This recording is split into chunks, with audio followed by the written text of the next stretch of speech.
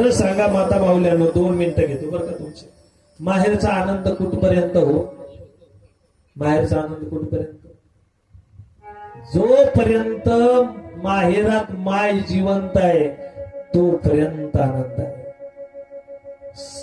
माहेर श्रीमंत आहे का गरीब आहे याच्यावर माहेरचा आनंद नाहीये.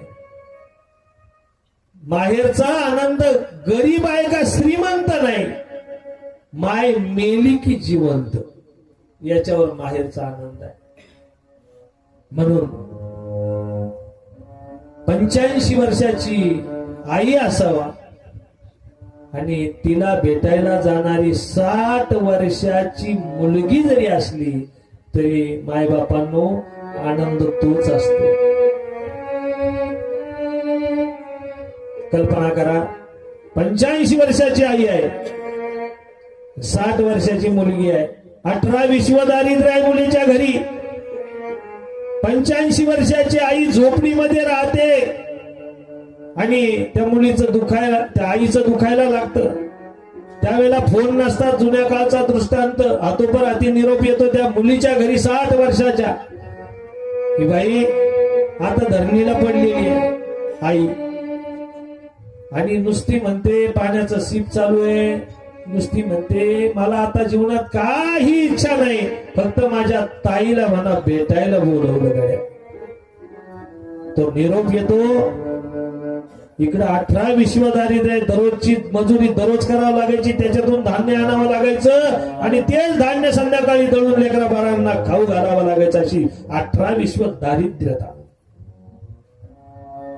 ती सकाळी उठते,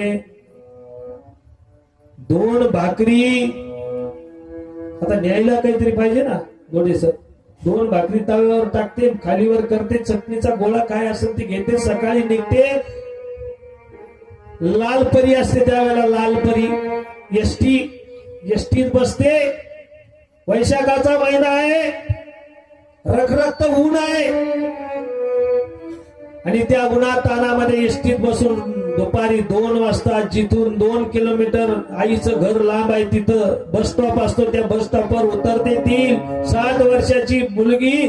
आणि बस स्टॉपवर उतरल्यानंतर लगबगीने चालायला लागते. तेवढ्यात तिच्या लक्षात आला चपला मात्र बाकड्या खालीच राहिल्या, डांबरी तापलेला आहे, वैशाखाचं ऊन आहे.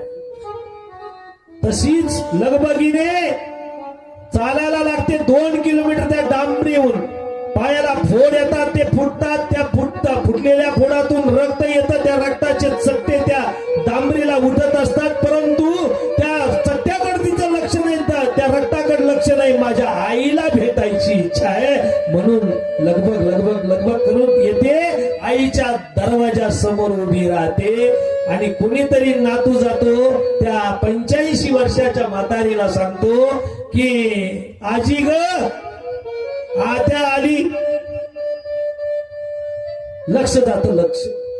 3 दिवस झाले अन्न पाण्याचा कण नाहीये, सिपाने पाणी चालू आहे म्हातारीला, पण कुठून बळ येतं कुठून नाही. माता माऊल्यानो 3 दिवस झाले उपाशी म्हातारी ताडकन उठून उभी राहते आणि लटलट लटलट हातपाय कापतात, पण ताई आली म्हटलं की ती 85 वर्षाची म्हातारी उठून उभं राहते. त्या मुलीचा स्वागत आला. लटलट लटलट हातपाय कापतायत, पांढरे केस झालेले, डोळ्यावर सुरकुट्या पडलेल्या आहे. अशा अवस्थेत ती आई पदर सावरीत त्या झोपडीच्या बाहेर येते महाराज आणि म्हणते बाई आली का ग तू? तेव्हा ताई म्हणते हो आले मी. तिथंच थांबा, तिथंच थांब. हा एक विधी आहे बर का जुन्या काळातला. लटलट हात कापताय त्या आजीचे. ती आजी घरात जाते, एक पाण्याचा तांब्या घेते, टोपल्यातून 2 भाकरीचे तुकडे घेते, त्या 60 वर्षाच्या मुलीहून ओवाळण्याकरता दारात जाते. दिसत नाही तिला, चक्कर येत असतात, 3 दिवस अन्न पोटात नाहीये. पण अशी ही जी माय आहे ना, ती माय लटलट कापत पुढे जाते. एक तुकडा घेते, उजव्या हाताला फेकते, दुसरा तुकडा घेते, डाव्या हाताला फेकते आणि तोंडावून हात फिरवते, तो सुरकुट्या पडलेला हात थरथर कापत त्या तोंडावरून फिरतो आणि एक आशीर्वाद निघतो, महाराज सुखी राय बेटा. हा आनंद कुठपर्यंत आहे? जोपर्यंत माहेरामध्ये माय जिवंत आहे. एकदा माय गेली ना, खरं सांगतो गड्या हो, आनंदाचा समुद्र आटून जातो. आपलं कोण आहे आणि परक कोण आहे हे कळून जातं माणसाला. म्हणून सांगतो, जोपर्यंत जीवात जीव आहे, भयरहित प्रेम करणारं पात्र म्हणजे आई आहे.